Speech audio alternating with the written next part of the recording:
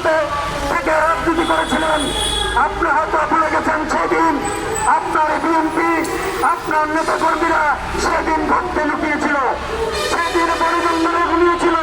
আপনি ছিলেন লন্ডনে।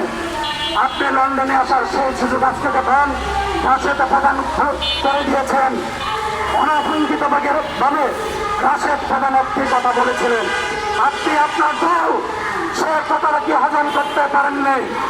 আপনি সেই কথাকে কেন্দ্র করে আপনার বৃন্দাবনে বাহিনী দিয়ে আপনি রাশেদ প্রধানের বাসভবনে মত সৃষ্টি করেছেন, হামলা চালিয়েছেন, আমাদের যুবযাত্রা নেতা জনি নন্দীকে গ্রেপ্তার করেছিলেন। আপনি ভুলে গেছেন তারেকুর রহমান গত এক সপ্তাহ ধরে রাশেদ প্রধানকে হত্যা করে নেতা কর্মীরা দেশ বিদেশ থেকে যে হত্যার হুমকি দিয়েছে।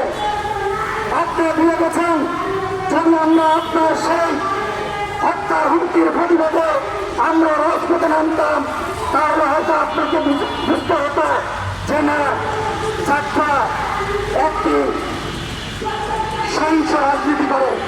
আমরা সহিংস রাজনীতি করি না, আমরা সম্মানের সাথে, আমরা ইজ্জতের সাথে আজকের এই রাস্তায় দাঁড়িয়ে আপনাকে বলে দিতে চাই, অবিলম্বে রাশেদ প্রধানের বাসভবনে যারা হামলা চালিয়েছে, মত সৃষ্টি করেছে, আগামী 48 ঘন্টার মধ্যে যদি তাদেরকে গ্রেপ্তারে না করেন, জনি নন্দীকে যদি মুক্তি না দেন, যুবযাত্রা এবং যাত্রা ছাত্রলীগ যে কর্মসূচি রাস্তায় দিবে, আপনি হয়তো সেই হিসাব করে নিতে পারবেন না।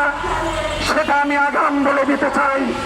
আগামী আন্দোলন যুবযাত্রা এবং যাত্রা ছাত্রলীগ যদি আপনাদেরকে প্রতিহত করে, আপনাদের নেতা কর্মীদের সংখ্যা কোনে হাসপাতালে ভর্তি করাতে পারবেন না, গাড়িতে বোঝাই করে হাসপাতালে নিয়ে যেতে হবে।